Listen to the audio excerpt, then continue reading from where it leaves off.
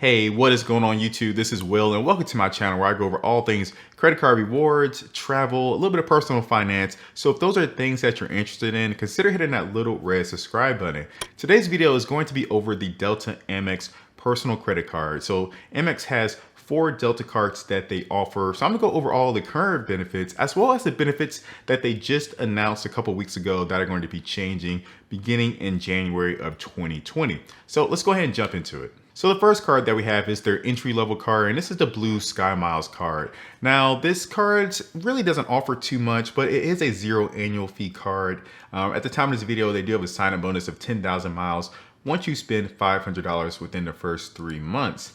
Now, the key benefits at the time of the video is 2 miles back at US restaurants, as well as Delta purchases, and 20% in-flight savings. So again, this is really just an entry-level card, not too many benefits. And I really wouldn't suggest using this card for your spend because there are better cards that you can use, especially when you have Delta. So Delta is a partner with Amex, so you can transfer your Amex membership reward points to Delta. So that gives you the option of using a card like the Amex Gold card, which gives you 4x back at grocery stores as well as restaurants.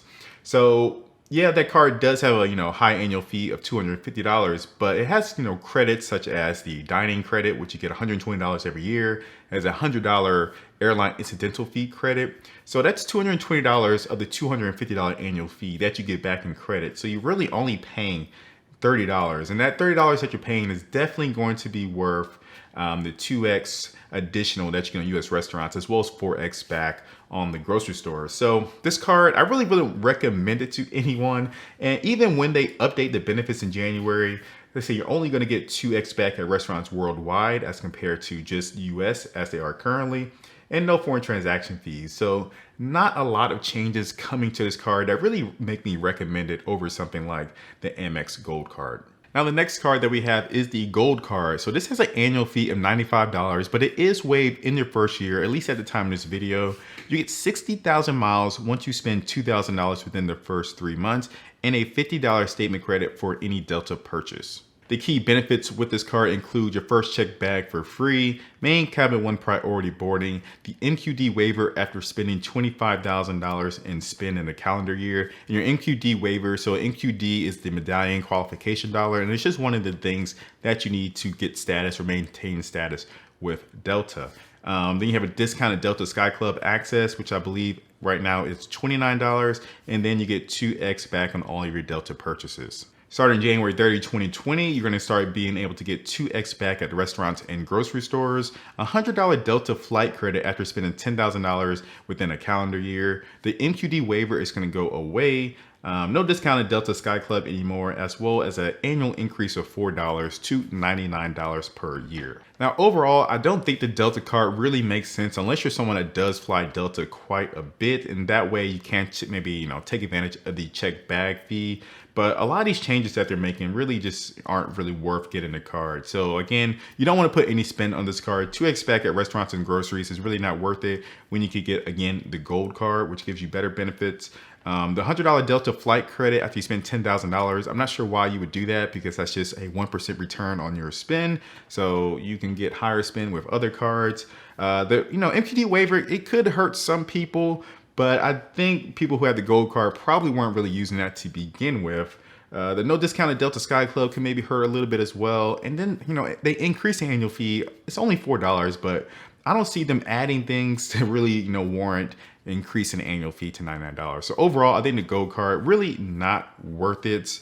I think the next card we're gonna look at is gonna be a little bit better for you. So let's go ahead and move on to that one. Now moving on to the Platinum card. So the Platinum card has an annual fee of $195. It offers a sign-up bonus of 75,000 miles once you spend $3,000 within the first 3 months, and a $100 statement credit for a Delta purchase.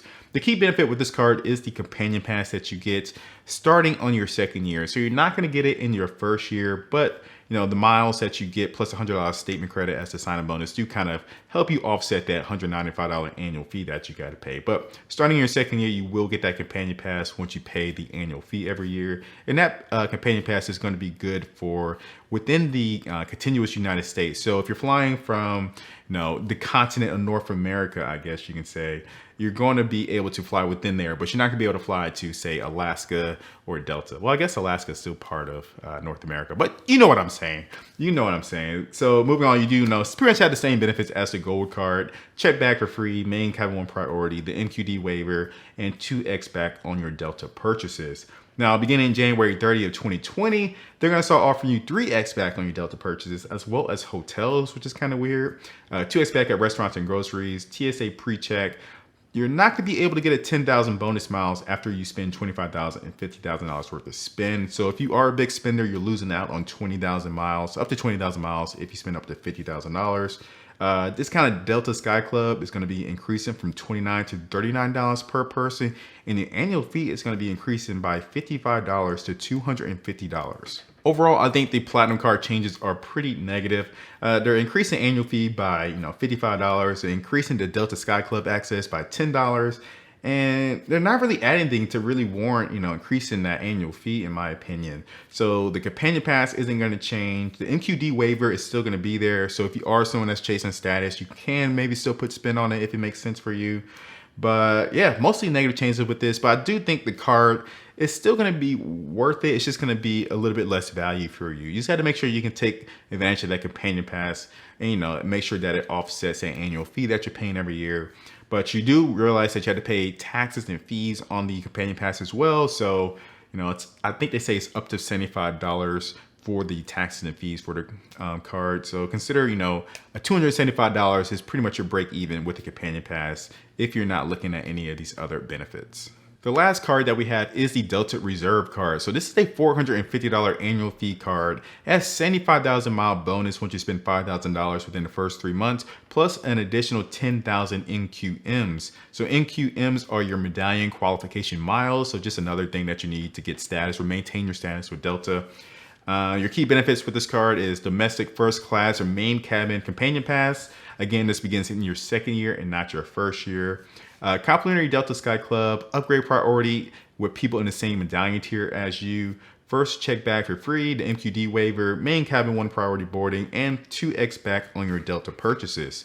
Beginning January 30, 2020, they're going to start giving you 3x back on your Delta purchases, an additional 15,000 bonus MQMs after you spend 90K and 100K. And I believe they were already offering, or they still offer 15,000 bonus miles once you hit, I believe it's 30,000 and 60,000 worth of spend. So you can earn up to 60,000 bonus MQMs if you can spend $120,000 within the calendar year. No more 15,000 bonus miles after the 30K and 60K spend. So this is different again from the MQMs. These are your actual bonus miles which you use for your rewards travel. Then you get 2 complimentary Delta Sky Club passes annually, prior to give to people, I guess. Complimentary Centurion Lounge access when flying Delta. Global entry and TSA pre-check. Complimentary upgrades for non-elite members, and the annual fee is increasing by $100 to $550. So the Delta Reserve card is really not a card that is meant for the casual flyer. People just, fly for vacation. It's definitely meant for those heavy flyers, flying for business, almost weekly. Now, I can't really say if the changes are going to be worth that increase in the annual fee. I've seen some mixed things on the forums. I would say mostly negative when it comes to the changes of the Delta Reserve card, because a lot of people who have the Delta Reserve card also have the Amex Platinum card, which gives you, 5x back on your airline purchases. It already has the Centurion Lounge. So I can't really say, that they're really adding anything to warrant, increasing the annual fee. The Amex Platinum card also has the TSA and pre-check credit. So overall, Delta Reserve card is kind of a mixed bag. So it really depends on how you use the card. But let me know in the comments what you guys think about the Delta Reserve card. Again, it's really not meant for me, so I can't even imagine using some of these benefits, especially the ones that help you get status. But that's pretty much it, guys. Those are all of the changes to the Delta cards and the current benefits as well. And if I were to get one, it would probably be the Delta Platinum card. I think that's the only one that really makes sense even now and going forward, just because you can have that companion pass. You just have to be able to make sure that you can really take advantage and take full value and at least break even with the annual fee of $195 and $250 beginning in January 30. And another thing is, you do get a lot of sign-up miles, so that's also pretty good, plus the $100 statement credit. So that's why I like the Platinum card. I'm debating on whether or not I want to get it. Some other people have recommended it to me because I do live in Atlanta, but I don't always fly Delta, but yeah, we'll see. That's it, guys. Let me know if this video helped you out. Smash that like button. And if you have any other questions or comments, leave them down below. And I will catch you guys next time. Peace.